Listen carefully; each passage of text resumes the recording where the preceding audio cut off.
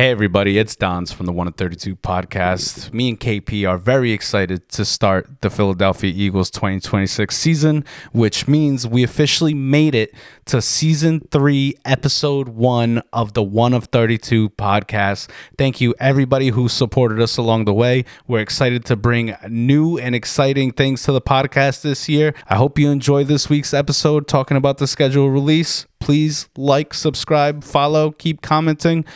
And I hope you enjoy the episode. Really? Welcome to the 1 of 32 podcast. I'm your host, Don, sitting here with your co-host, KP. KP, season is around the corner. What's going on? Say what's up to the people. We got football news, Don. Football news. This is question one step closer of 32 steps to fall football. One step closer to fall football. Now, draft is over. Everybody's been settling. We have our lovely Makai Lemon as our first round pick.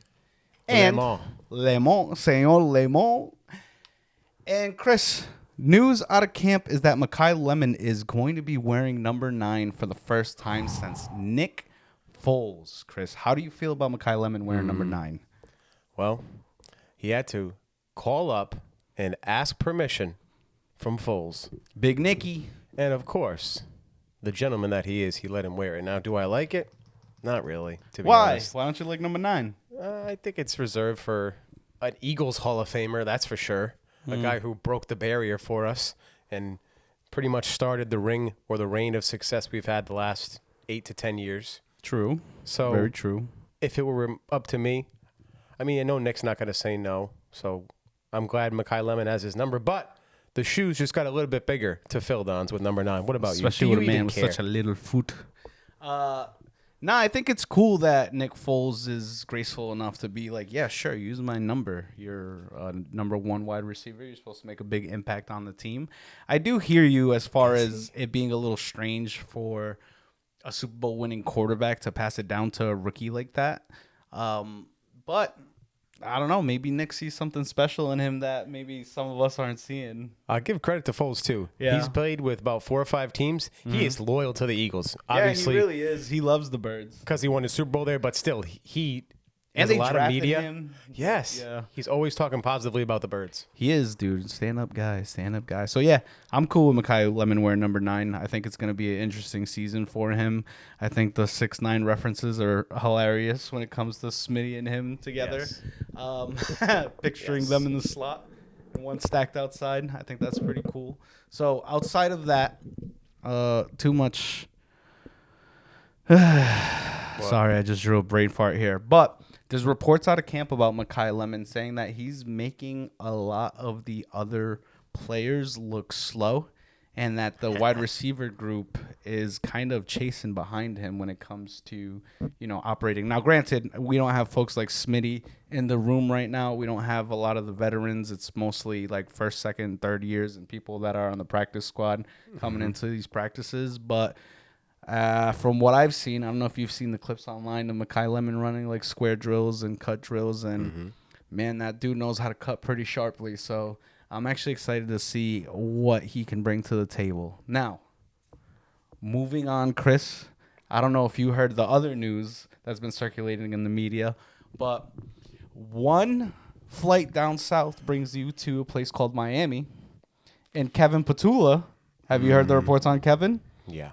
Talking about how he was responsible for the uprising of the Philadelphia Eagles. To be fair to Kevin Patula, he was a day one guy when Nick Sirianni landed in Philadelphia. Kevin Patula was there with him. He did, in fact, play a big role in the passing game coordination when he first got in here, being assistant head coach, which I'm sure has some sort of responsibility, being the offensive play caller, which didn't really go well for him. Are you mad about his comments saying that like he's a big reason why the Eagles were as successful as they were? This is a time of year, Dons, where there's not a lot of stories to grasp onto. Not a lot. This is one for me where it's like he's a professional. Obviously, he's going to say things to like help make himself look better, and especially in a new place where he has to make friends and sort of remind people the good things that he's done in his career, despite the recent shortcomings. So it doesn't bother me. I'm happy that he's not here, but it doesn't really rub me the wrong way. It's more like I'm focused on the birds. This dude ain't with us anymore. What about you? Also, I don't think he's wrong. I mean, he did play a big impact on the Eagles and setting the culture, and I'm sure he's a very knowledgeable guy. It's not like he's an idiot. He wouldn't make it to the NFL if he was. He wouldn't stay in his positions as long as he did in the NFL if he was incompetent, was truly bad. But there's a difference between being the shot caller and somebody who gives ideas. There's plenty of people out there that give great ideas but don't know how to execute them and turn them into a real-life experience. So theoretically, Kevin Patullo, I have no doubt in my mind that he has a strong offensive mind. It's very different than playing, having play calls on your plate and making sure that you're calling the game right. So I think this is a big zero of a story. I do not see this being something that's a big deal. Kevin should be proud of the work that they've accomplished in Philadelphia. And honestly, good luck in Miami. I am glad you're gone, but good luck in Miami, dude. That's all I got to say about that. Malik Willis and the Miami Dolphins. Jeez. Are you excited for that? I like Malik Willis as a player and as a person from what I know of him. I think the Dolphins are playing for one of the top quarterbacks in the 2027 draft, which is expected to be loaded. Yeah, that's what they're saying. So, all right, moving on from Kevin Patullo, where do you want to go here? Well, Dons, you had a proposal for me. I will. And the proposal marry you. was this. Is it too soon? Can I talk about it? No, talk about it. Don's proposed to me. I forgot what I proposed. By the way, I have no idea the what way he's going I with phrased this. it. Don had it. I'm gonna call it like a little frightening or scary. Don's was referencing when you look at the Eagles' schedule. What teams are you kind of worried or concerned about, or what are you looking for on the schedule? What I named it was teams I'll be looking for first on schedule release day for the Birds. And speaking of schedule release day, tonight, 8 p.m., we figure out the full schedule for the Philadelphia Eagles. Yep. But I will say, pretty exciting stuff that we actually get to open the season in the link, which, about time. So run with it, Chris. Sorry, I didn't mean to cut you off. No. Run with it. In real time, we're about an hour away from the schedule release. Damn, is that late? We got to go to work almost already? Yeah, well, at least tomorrow's Friday, Dons. Tomorrow's Friday, Mañana business. And the other thing we're going to do towards the end or maybe the middle of the pod is go over what some believe to be the Eagles' schedule. A lot of it has been leaked. I've seen multiple reports or resources on Twitter and other social media sites showing the schedule. Leak. So, fans, folks, anybody listening, God forbid we get it wrong. There's a game wrong. God forbid. We're just going with what's on Twitter. We're just two guys. I swear to God. You come after us. Two guys and a couple of lemons. And some limons. All right, now, let me get back to the topic at hand. All right, let's do it. Teams we're good. We got to get looking for first on schedule release day. What I did was, organically, I just went in order, Dons. I said, all right, what teams am I thinking about, or maybe I know we're going to be good this year in the NFL? Number one, it's the Rams. Ooh. No doubt. Not the defending champs? No. Okay. Talk to me about the Rams. Okay. So let's try to go backwards to the NFC Championship game. Mm-hmm. Not that any game is settled or won or lost on one play, but there is a very weird play in the Seahawks-Rams game in which they're on the goal line. There was a backwards pass that was it fell to the ground, and 99% of the players just sort of stopped playing. I believe it was Zach Charbonnet, the running back for the Seahawks, picks it up. He brings it in the end zone. I believe it was a 2-point conversion. Point being is that one play had a huge impact on the NFC Championship game. Yeah, the Rams were able to go up and down the field on the Seattle Seahawks defense that turned into damn near the 85 Bears against the Patriots on Sunday in February. But, Dons, the Rams had 3 great games with the Seahawks last year. They're in their division. Obviously, you know your division opponents much better. But the Rams had the Seahawks on the ropes last year. Did. And what did they do in the offseason? They draft a quarterback in the first round. Yeah, that was crazy. Sean McVay's insane. But what they did do was they had another first-round pick for Trent McDuffie from the Kansas City Chiefs. What a weird move by the Chiefs again. The Chiefs are famous for this, Dons. They are. They will draft a corner. He becomes one of the best in the league, and they immediately trade him. I went through the list the other day with you. Yeah, they don't I give wanna him a say second contract, right? L'Jarius Sneed is one that comes to mind. I'm not going to be able to do this off the top of my head, so I'm going to have to look them up quickly. So carry me for 15 seconds. Inside, got me wondering why. There you go. Good job. Cause baby, it ain't over till it's over. Let's see. So much tears I cry at the bit of life. YouTube's gonna strike us down for this. I don't know. Trying, Dons. I don't know. But here we go. L'Jarius Sneed, Trent McDuffie, Jalen Watson. Yep. You can go back even further, and there's one or two other corners. My point being I is believe it. the Chiefs are notorious for drafting a corner and then trading them when they're at their peak. So Big I Andy. say all that to say, Dons, why are the Rams at the top of my list? They had the Seahawks on the ropes in the NFC Championship game. If you ask me, I bet you players on that team go to bed at night saying, man, we missed out on an opportunity to win a freaking Super Bowl. Yeah, they really did. One or two plays away from having another ring from Matthew Stafford, Sean McVay, Cooper Kupp, Devontae Adams, and then they add 2 defensive backs. The Rams are number 1 for me, and it's not even close, Dons. Should we go back and forth here, or do you want me to continue with my list? Now continue with your list. All right. Number 2. Now, this one could be controversial for a few different reasons. It's the Buffalo Bills. The Bills. Joshua Allen.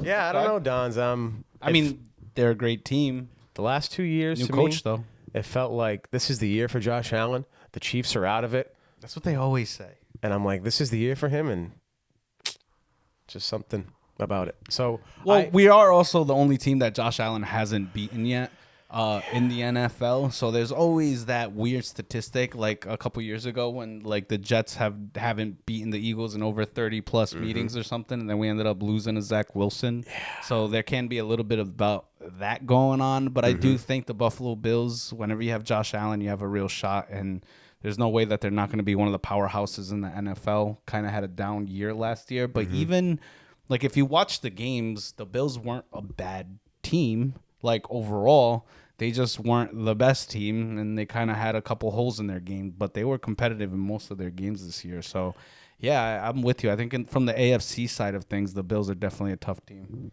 Now, if we go back to last year, Dons, you watched the game. Bo Nix outplayed Josh Allen in that game. Oh, yeah. I think he had 4 interceptions in that game. The Broncos would have went to the Super Bowl if Bo Nix would have never got hurt. Say it again for the Patriots fans. The Broncos would have made it to the Super Bowl if Bo Nix wouldn't have got hurt. Yes. Stidham, dude, Yes. Jared Stidham. And they still almost beat And the they Patriots. still almost got it done. If it wasn't for that one stupid play where he fumbled the ball and they ran it back. Anyway. Yeah, So- whatever. It's history. It's almost a tier thing for me where the Rams are in a tier of their own at the top. And then we can with put you. these maybe 2 or 3 next teams together. I have the Bills. We talked about them. The Baltimore Ravens. Okay, new coach, Lamar Jackson, Derrick Henry, another year older. Who knows if Derrick Henry's going to be able to produce just as good. But what do you have to say? Because you're chomping at the bit over here. Most pressure on Lamar Jackson in his career. Why? But doesn't it feel like we're always saying that every year? Yes. But 2 things can be true, Every Dons. year. They just got rid of their coach they had for the last 18 seasons. Yeah, that's true. Now, it's never about just one For person Lamar! or one thing. But there was an article that came out in the Baltimore, I don't know what paper it is, but basically they did not get along, the coach and Harbaugh. He did a lot of things to acquiesce for Jackson, including practicing in the afternoon so Lamar could sleep in. And why is he sleeping in? We've already had this discussion on the Because he pod. plays the video games. He's up late playing video games. Now, They hey, call the dude. it's better than being at the club, isn't it? Yes, it is. Right? Better than drinking, getting all lit and turned up. Getting into trouble. But still, just little things like that. Video games could be a problem too, though. They can. Ask Kyler Murray. Ask don't. Kyler Murray. Anyways, yeah, I'm with you. Baltimore. All right, so we got Rams, Bills, Baltimore. Is this it for your top echelon teams, or is Baltimore? The next Tier tier, B. I'd say it's another tier break. I've got 3 more teams here. All right, let's hear it. The next team might be a surprise to you, Dons, but I have a little bit of fear for this team, and that's the Green Bay Packers. The Packers. Tell me why. I'm curious. Well, they're going to get Micah Parsons back. Okay. And when he was playing with that defense, it was one of the best in the NFL last year statistically. Yeah, it was. And you just watch their pass rush. It almost felt like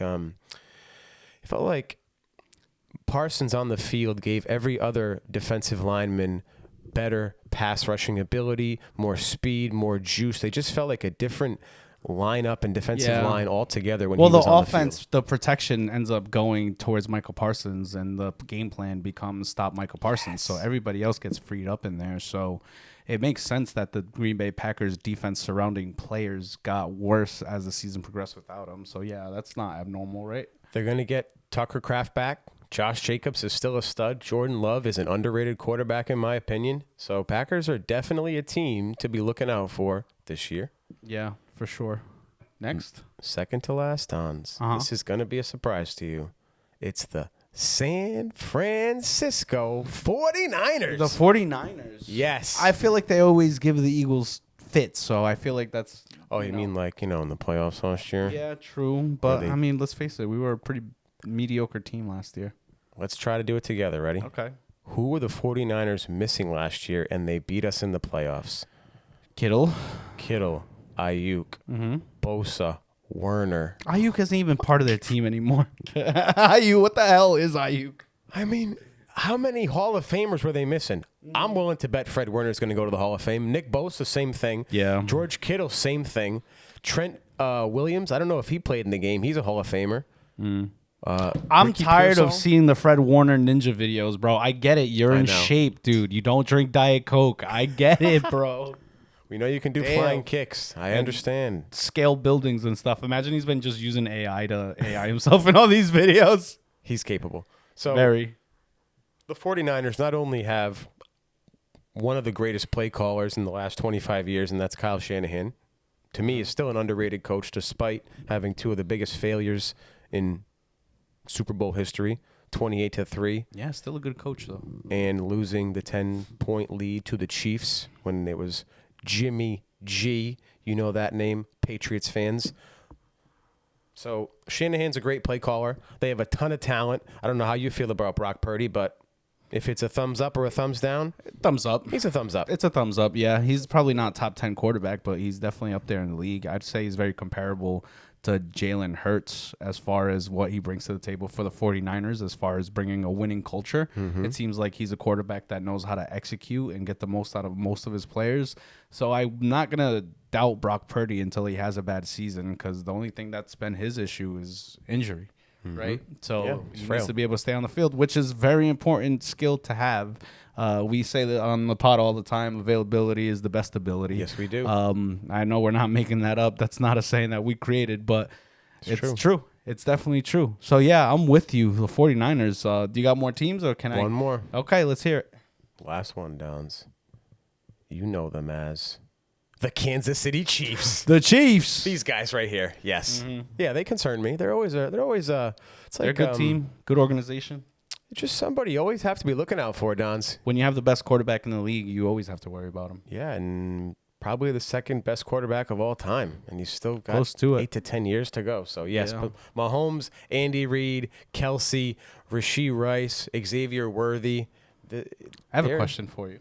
Hold on, one more thing. They added Kenneth Walker, folks. Let's not forget about that. Huge addition in the offseason. Go ahead, Downs. Do you think Patrick Mahomes actually plays out his entire career the length that a traditional quarterback will? Or do you think Mahomes hangs it up early, one of these hangs it up early guys? No, I think he wants to beat Brady. I think he's really driven to get to Brady. You think so? Beat Brady, yeah. I do. All right, I could see that. I'm curious to see if he's already won so many Super Bowls, maybe he wins one or two more and then he's like, all right, that's it. I'm not going to put my body, because you have to think about your future health, right? And if you make it unscathed for most of your career without getting rocked a lot, because Mahomes doesn't get hit that often, except for this beautiful picture.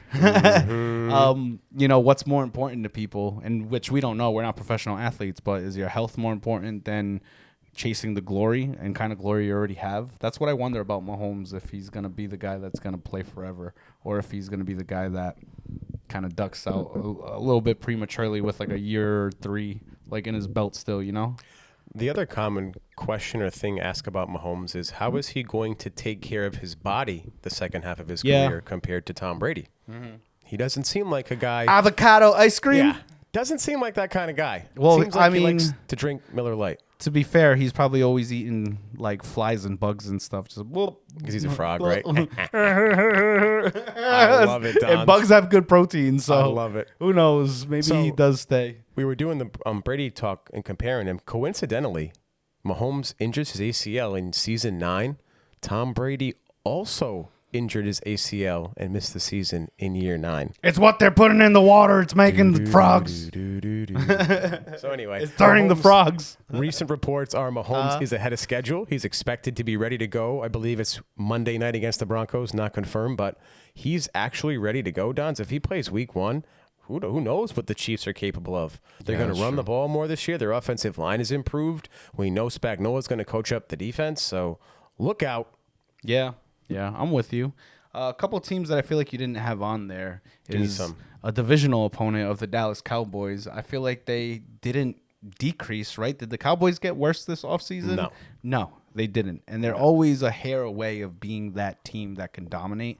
As gross as that sounds, everybody knows that Cowboys are losers and they lose all the time, and they can never amount to anything in their life because they're Dallas trash star Cowboys players, and they will never become anything great, and we will close them down. So no worries about the Cowboys. And I know that's not how I started this conversation, but quite frankly, we're the best Cowboy killers. Just ask Maduro about the Cowboys and how we treat them. Just ask Maduro. No, I don't think the Cowboys are too far away from being a really great team. I think it depends on which Dak Prescott decides to show up.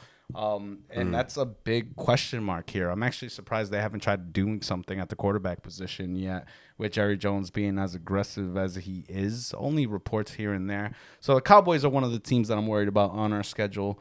The second team that causes me a little bit of concern is gonna maybe surprise people, but I don't think the Chicago Bears are going anywhere, Chris. Are they contenders or pretenders, bro? What do you think about the Bears? Because I think another year under Caleb Williams' belt with Ben Johnson as a head coach that's probably been drilling him all offseason into learning the playbook better and maybe knowing where to go with the ball more. I think Caleb Williams is just a fundamental understanding of that offense away from being a truly elite talent in the NFL as a player. He has the talent now, but like putting it together as an actual NFL football player is completely different than being capable, because 90% of these quarterbacks are very capable. So I think the Bears are somebody to worry about. A team that you put on the top end of your list that I, for some reason, just like, dude, the Los Angeles Rams, man, it just seems like the Eagles have their number. Every time that we play them in meaningful games, we have won. Even when we were down like 26-7 in that one game where Jordan Davis ends up blocking the field goal and running it back for a touchdown. Yeah. Like, we just pull things out of our ass with the Rams. I think it's obviously a great barometer, and I'm not guaranteeing a win there. But for me to come into the season and be like, I fear the Los Angeles Rams, I think you have to prove it to me before I go out there and say I'm scared of you being on my schedule at this point. Is that fair, or? There's always I feel like every game you can look at a game different ways, Tons. But to me, the Rams were driving down the field in the snow. They had that huge play to Puka Nacua that put him in field goal range at about the 20-25 yard line. And at that point, I don't know about you, but I was nervous. Yeah, true. I mean, I wasn't not nervous, but again, we just pulled it out of our ass and we won 2 years ago. But it's just the playoffs that kind of sticks with me. But yeah, they were knocking on the door. They had a guy wide open in the middle of the field, a tight end. I'm not saying he scores, but he's certainly closer. And that doesn't mean that the Rams even win the game. But if it wasn't for Jalen Carter and that huge sack on Stafford, maybe we don't win that game. Maybe we don't win that Super Bowl. Yeah. Okay, so I kind of have an idea, so run with me a little bit here. Okay. So we started talking about the Bears being, like, you know, definitely a contender or whatever that we both feel like this year. I want to talk about Wait. What? I don't agree with you. Oh, you don't agree with him? No. Oh, my bad. Maybe I sorry. just assumed. Listen, you know I love Caleb Williams and the Bears, Dons. I'll be quick with this and brief. Mm-hmm. Last year they had so many close games and they won them all. Cardiac Bears, cardiac Caleb. This year, 11-6 though. That's not a bad record. I expect maybe 10 wins, 9-10 wins. I expect a little bit of a step back. I don't expect the Bears to take a step this year. Yeah, I can see a world where that happens. I'm not saying you're crazy for that, but I just feel like Ben Johnson's a good coach. I don't think he's going to let that happen. I hope you're right. We'll I see. love Caleb Williams. We'll see. You know me. All right, Go so ahead. let's come up with, well, not come up. I had a thought. Let's talk about the NFC playoff teams, and let me ask you if you feel like you're going to see them in the playoffs next year or not. Is you cool to do this? Mm-hmm. All right, cool. Starting off with the 7th seed in the NFC, the Green Bay Packers at 9-7. Yay or nay of them being in the playoffs next year? And I'm not committing you to this. I'm not going to crucify you if, like, in a couple once the season starts. But I do want to start with a statistic. Mm-hmm. Roughly half of the teams that are in the playoffs change every year, or half of the teams that are in the playoffs end up not being in the playoffs next year. So it's a shot. Do I think the Packers are going to make the playoffs? Yes. Okay. I do. Coming in at number 6, and I agree with you too. I think Green Bay's there as well. The San Francisco 49ers, 12-5. Playoffs or not? Yes. Okay. Los Angeles Rams, 12-5. Another wild card team, surprisingly. Yes. All right. Carolina Panthers coming in as the 4th seed. Not a shot. No? No. Do you think Tampa Bucks Saints? What do you think? Yeah, Bucks or I'm going to say Bucks. Yeah? The Bucks take that spot over, huh? I think Carolina's an interesting team. I feel like they were also in a lot of one-score games at the end of the 4th quarter that didn't go their way. So I feel like maybe the opposite of the Bears with the Panthers. But, yeah, I'm not going to lose sleep over that one. I say they probably miss it, too. At best, they're a wild card team, but I don't think they're making it. All right, number 3, your Philadelphia Eagles. Duh. Of course we're making the playoffs. Yeah, now. we're definitely What kind making of a the playoffs. question is that? Have you seen the schedule? Well, listen, new Sean Mannion, new offensive coordinator again, probably going to lose A.J. Brown, which is a huge part of the offense. You cannot undersell what it means to having A.J. Brown on your team and having a defensive coordinator having to prepare to stop a person that is an absolute unit of an individual who's a machine that runs through walls and honestly breaks a lot of arm tackles consistently. You lose that player, and now your defense gets a little bit more balanced. No disrespect to Devontae Smith, but a physically dominating presence is not something he is known to have. So, sure, you probably still have to roll coverage over Smitty, but maybe you use 2 players instead of 3, right, to keep an eye out on Devontae Smith opposed to A.J. Brown. But, yeah, I think we definitely make the playoffs. No doubt next year. At least wild card. Like, there's no way we don't get at least a wild card seed. If we don't, something horrible has happened. But I do think that we'll end up winning this division. Number 2, the Chicago Bears. We just talked about it, so let's be quick. I'm going to say no. No playoffs. No playoffs? No, I'm going to say they don't make it. All right, fair. I can see that. And then, obviously, your Super Bowl champion of the, 2026 season? Yeah, you ready for this one, Don? The Seattle Seahawks. No playoffs. No playoffs. They're missing the playoffs this year. Yes. Playoffs? The Seahawks will not make the playoffs this season. You think Pete Carroll's just sitting at home when this happens, just going like, San Francisco takes a step forward. Petey Carroll. The Seahawks take a step back. Yeah, who do you think takes the NFC next year? NFC what? The NFC, just the overall? NFC, yeah, the one Rams. seed in the NFC. Rams? Rams. Okay. Yep. Okay. Now Matthew I Stafford's think back the could also Eagles. break I think the in Eagles. week 3. And then I think the Eagles are going to be number 1 in the I hope NFC so. next year. What about? Of course, he says it. He's an Eagles fan. I hope so. All right. Thanks for doing my stupid little exercise with me, bro. That was cool, wasn't it? It's so exciting. Sorry, do we need to get the energy up in here, or is it just me? Dude, what's up? Let's stand up and dance. What do I you don't wanna know, do? man. I don't Want me know, to take man. a bite of this lemon? I'm taking these pills, and they got me acting all crazy. Or very mellow. No, they got you normal, dude. They got you acting less crazy. Yeah. You didn't do the Trump for like 35 minutes into the episode. This is great. It's called progress, folks. It's a record. It's a record. So, All right. should we do a little? What do you want to do, Dons? Oh, you want to get into the schedule now?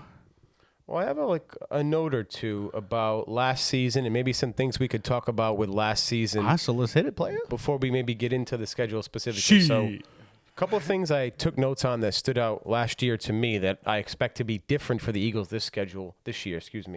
The Eagles had 2 scenarios last year, Dons, where we played divisional opponents 2 of 3 weeks. So early in the season, Which it was was the mad Giants. lame. I hate when they do that. Isn't that weird? It's so lame. Especially because, division games mean more. You kind of want them spread out. Yeah, you want a team like in the beginning, then in the middle of the season, and then you want the competition towards the end. Like, I don't know. I think it was weeks 5 and 8 with the Giants, or 6 and 9, something like that. And then the end of the year with Washington. So that's something that I don't expect this year. We'll have more spread out games. That's something that kind of stood out to me as a weird thing with the schedule. That didn't really bother me that we played those teams. You have familiarity. It was probably easier for the Eagles to adjust and adapt, you would think, playing a team 2 out of 3 weeks, but something that might be changed or different this year. I hope so. because I thought that was really lame. Or we would play the same team in 3 weeks. That was stupid. I thought that was dumb. All right. Just some things to look out for on the schedule as we're about to release it here, Dons. We can go through these again as the schedule is released and we sort of talk about it, but just some notes I took from me. I look at our toughest 3-game stretch. That's what I sort of look for is what 3-game stretch where we're going on the road, maybe to a tough team. Maybe we have an international game. Maybe it's a short week. Maybe the team that we're playing is coming off a bye week and they have extra rest. So just little things like that. Another one, I like to break the season up into 4-game schedules, like quarters. So the first 4 games is sort of like a mini season, then the middle games and the 3-4, and then the last 4 games of the season, just to sort of see how the Eagles are doing, which is our toughest. Are the first 4 games easy? Are the last 4 games really easy? Usually at the end of the season, you get more divisional opponents, so just something to look out for when we do the revealing. Number one, this is one of my favorites too.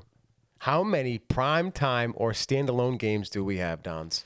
Right? Like, is it a lot? Do they think we're going to be on the map this year? Are they putting us on the back burner because we're losing AJ? What's the number? What do you think? You want me to give you mine? Yeah, go. I think we get 6 games this year, standalone. I'll say 5. 5?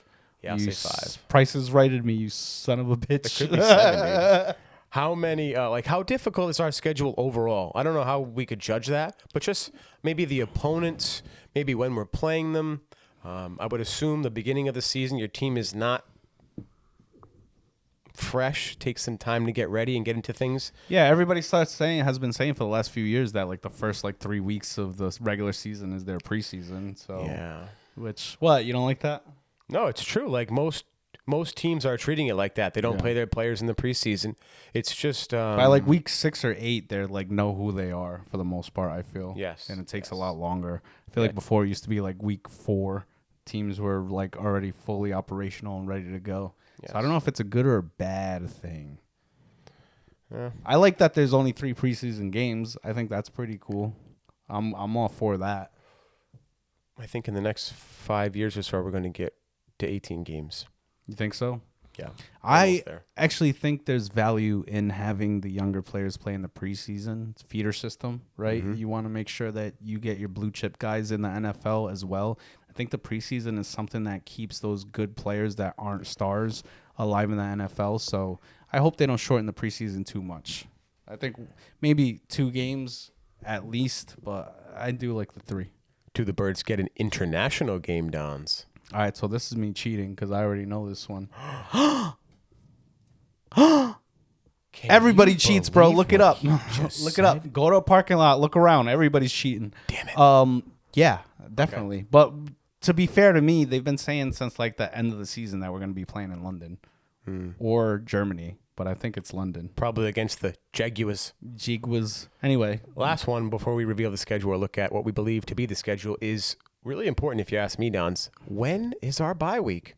Is it week 5 where I'm going to get all pissed off because now our bye's over by week 6 and we got to play 9 weeks in a row without a break? Or do we get a nice week 12, 13 bye? Although, yes, we're missing those first 12 weeks. I like a late bye. What about you? Do you care when the bye is, Dons? Yeah, I hate an early bye week. I think an early bye week sucks a lot.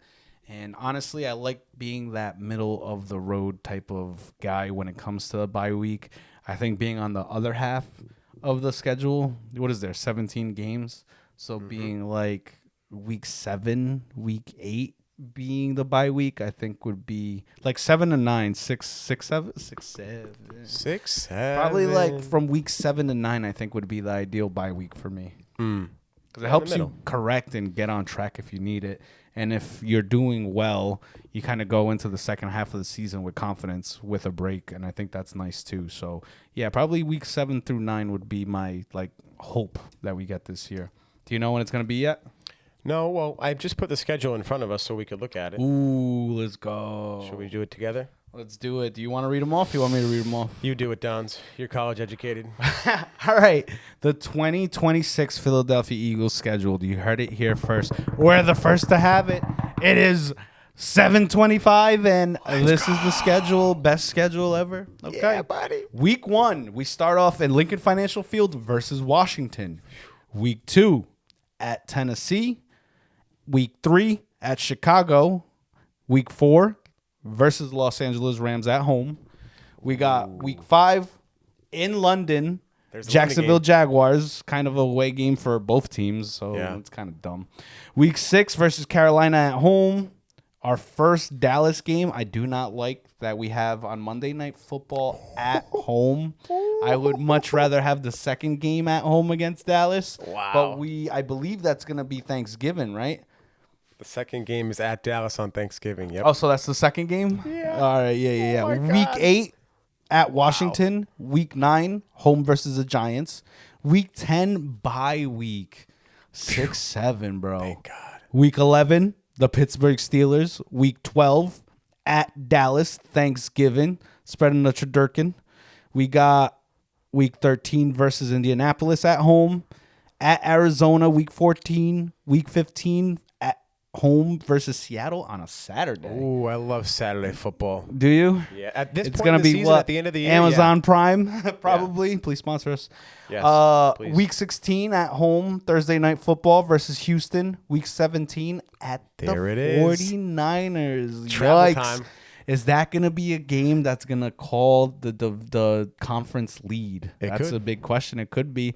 And then we close the season with probably our backups playing against the worst team in the NFL at the New York Giants, either Saturday, Sunday flex game. Chris, being division winners, I'm looking at this schedule.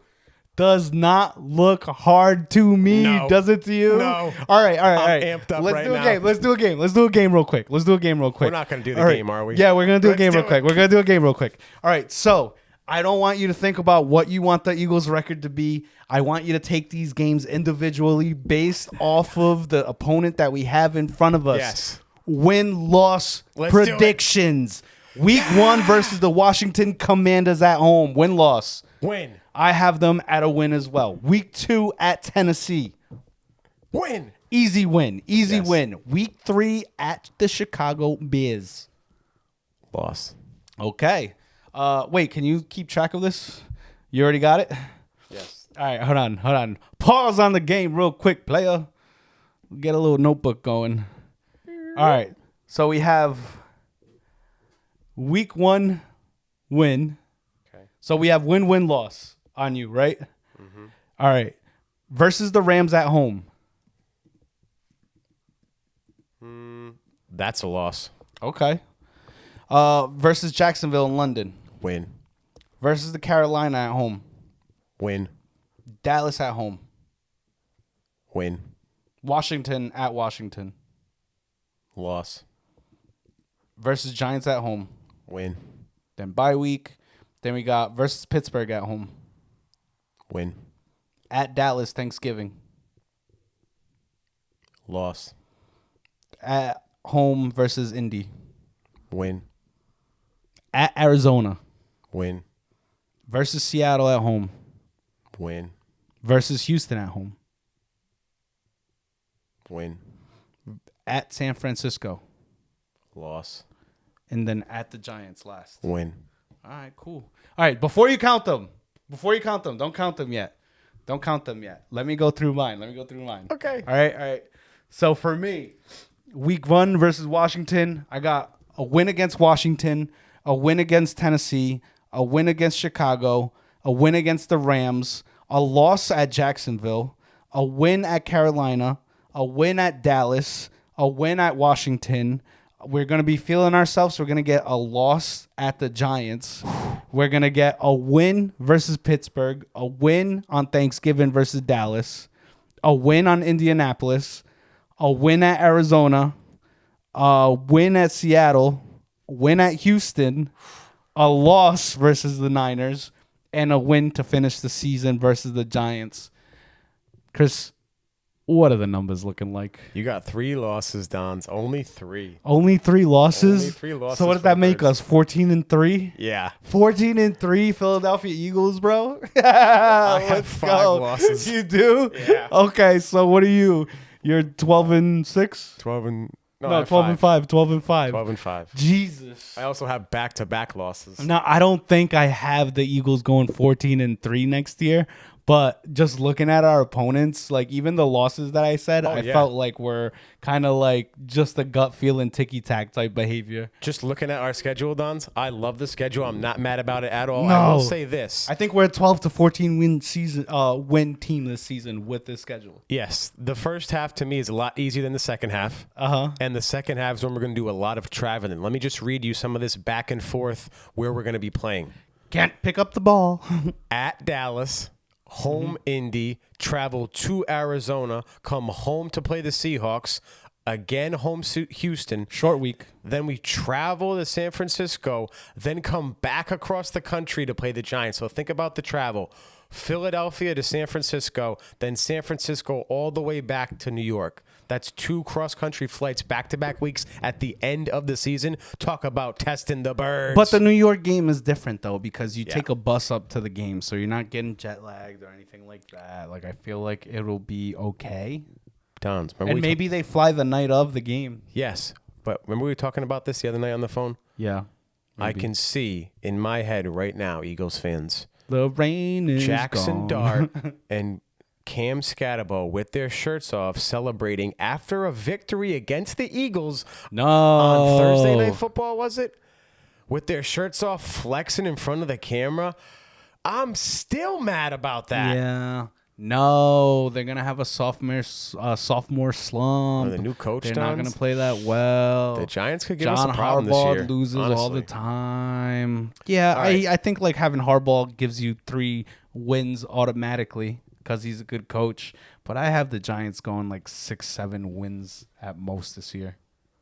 I got them 8-9. I think they're going to be a good team with Harbaugh. Maybe they don't have as much talent as they'd like to, but they made some good moves this year. For your pop's sake, I hope. Their defense should be improved again.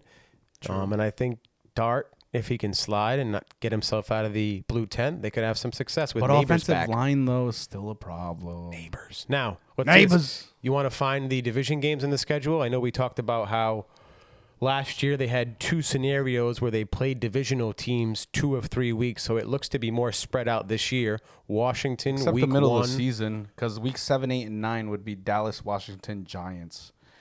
Yes, so that's kind of tough. But I do kind of like that it's in the middle of the year, and then we end up finishing the season with the Giants, so that's kind of nice. Yes, I'm also thinking when those games will be. First month is September, so October. It's coming up to like Halloween, Thanksgiving time. We'll be having those divisional games. I'm such a sucker for that time of year. You know what I am a little concerned about, though? We play a lot of warm weather teams or dome opponents in the later half of the season. And I worry that if we win the division or the conference, that we're going to have to play in the cold, and we're not going to be prepared for it because we're going to be playing all these warm weather teams. Is that stupid to think? No. It's not stupid to think, Don. So you're saying we're going to have to go. Well, hold on. Wait a minute. If we're going to be 14-3, Dons, we ain't going on the road. That's what I'm saying, we're though. We're going to be winning. But it's going to be cold in Philadelphia for the playoffs. Okay, but what's it called? Houston is in a dome. That's warm. Well, it's also actually, you know what? It's Houston at home. Yeah. You know what? I'm saying stupid things. It's Seattle at home also. But Seattle's kind of cold, even if it was over there, too. But at Arizona, at San Francisco. San Fran? Yeah, I guess it is kind of a decent breakup, right? And then at Dallas, that's a dome, too. Yeah. I feel like we don't play as great in the cold. Am I making that up? Nope. I think we need to run the ball in the cold if we're going to play well. The other thing I'm curious about is we talked about Sean Mannion, new offense this year. The first month of the season is going to be really key for the Eagles, Senor Mayon. offensively. Yeah, so true. who do we get to play? The Washington Commanders defense, not great. One of the worst in the NFL last year. The Tennessee Titans, decent defense, not great. Chicago Bears, much improved, and then the Rams. So I think by week 3 or 4, Dons, we're going to have a pretty good idea about at least Sean Mannion overall and how we feel about this guy. You know what I mean? After a month. Yeah.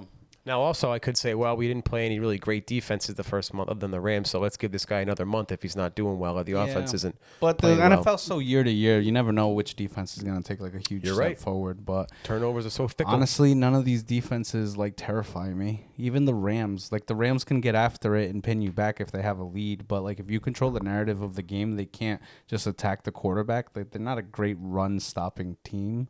Maybe I'm making that up, but it just feels that way. Let's talk about the primetime games. Because we've always done good against them. All right, what are the prime times? What'd you guess? 6? Yeah, 6 prime times games, yeah. 1, 2, 3, 4, 5, 6, 7. 7. 1, 2, 3, Wow. 4, 5. Or maybe 8. 6, 7. Yeah, maybe 8, because would Saturday be considered prime Looks time? like you were right, Dons. I was right. Also, what does this say to you, Dons? Does the NFL think the Eagles are taking a step back or that we're going to be a good team this year? I think they're giving us a layup for the shitty like last 4 season schedules that we've had. Yeah, I See feel what I'm saying? But is that like a trick though? Because now I'm feeling overly confident going into the season, and I feel like it's maybe a trap to feel secure. Because you never know who these teams are going to be. Like Arizona, I can see them maybe taking a step forward with not having a bad offensive mind as your head coach with Jonathan Gannon. Like Jonathan Gannon, I did not think was a good head coach. I didn't think he was awful, but I don't think he was ready for that spot. And you lose the toxicity. Not saying that Kyler Murray's toxic, but the situation was toxic.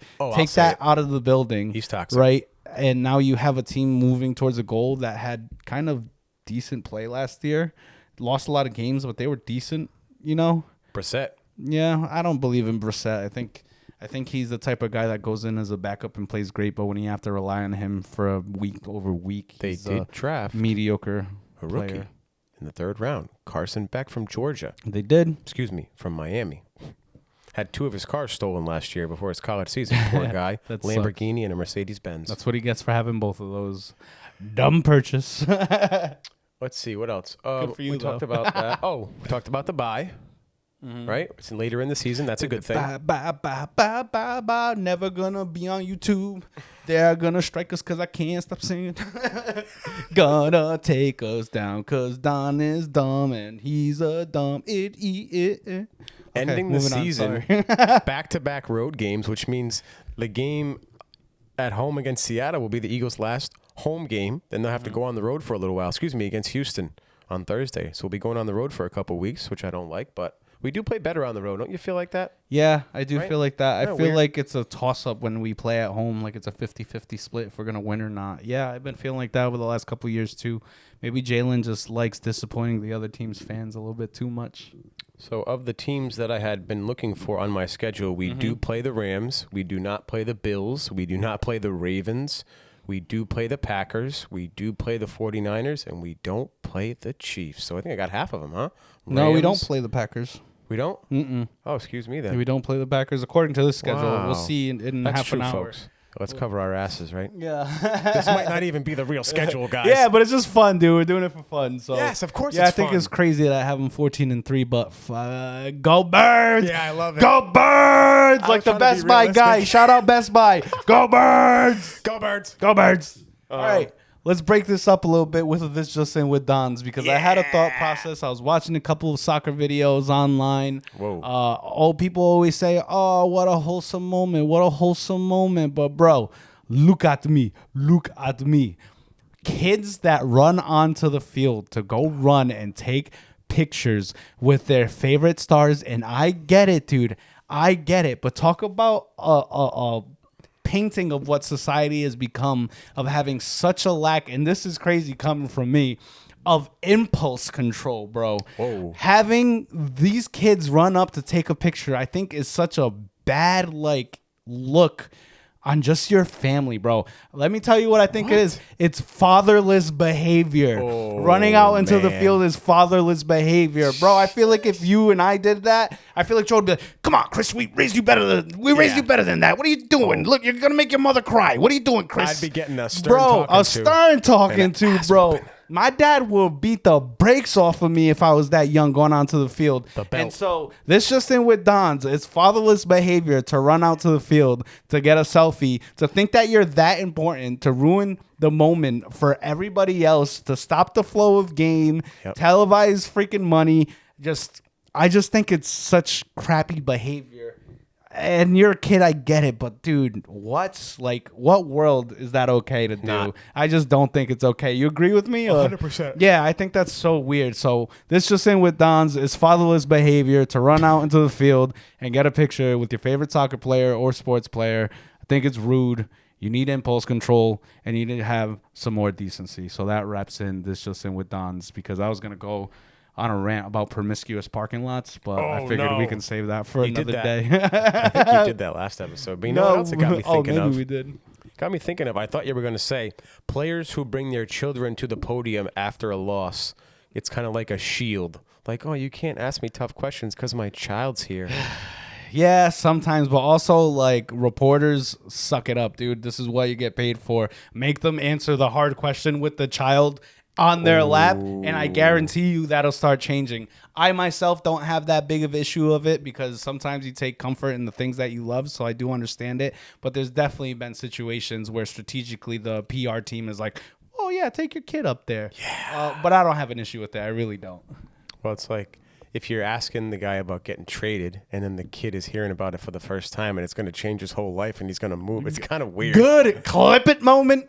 And then the reporter becomes freaking way more popular, and all of a sudden you're working for Mick Mouse and you have ESPN credentials. So ask the hard questions when the kids are there. Matter of fact, fuck them kids. I agree with you on the questions part, fuck them Dons. kids. Ask the tough questions. Ask the tough questions, dude. Are you going to do this in front of my child? You're going to put your child in front of the spotlight, in front of millions of people, national televised, without any preparation and letting them know the actual consequences of their behaviors and how this might be depicted for them? Yes, this is on you, not the reporters. Ask away, player. Too many times players get up there after losses, and you got to take your licks. That's what they pay you for. Sure. It's not just for going out there and playing. It's you got to answer to the media. And when you don't play well or things don't go well. Yeah, dude, you make way too much money to not be able to face the music, bro. Mm-hmm. Listen, before we move on to our next thing that you want to do here, we do have a special surprise at the end of the episode today. A little project that KP worked very hard on, and he hopes you guys like it. just quick little teaser here. Maybe a little bit something new and reoccurring to the 1 of 32. Who knows? What did I do? All right, mind your business. Move on to the next thing. Okay, what's next, Dons? Honestly, I wanted to get into the AJ Brown of it a little bit, but honestly, I think I'm kind of good for the day. I think I think this is a good spot to wrap up the 1 of 32 podcast. Okay, so honestly, guys, thank you for listening. Next week, we'll probably record a little bit sooner than today. Senor Limon, welcome to the team. This is Don's from the 1 of 32 podcast, signing out. KP, say goodbye to the people. Go Birds. Go Birds, baby. 1 of 32 podcast. Throw this. Let's turn it up. At the camera. Bye-bye. We're going to try this one more time. Let's turn down my audio. Take number 67. 67. It's a Fatback production. Don't sue me. I don't know if that's a real company. Not like I got much to give anyway, so good luck. It's the 1 of 32 podcast, though. KP and Don's on the mic, no joke. KP spitting facts, Don's be telling dumb jokes. Everybody knows it's the Eagles podcast, bro. It's the 1 of, it's the 1 of 32, 1 of 32. It's the 1 of 32, me and you. 132 podcast, go Birds, KP and Don's on the track. It's the 1 of 32, 1 of 32. It's the 1 of 32, it's the 1 of 32 podcast, baby. Follow, like, subscribe. It's the 1 of 32.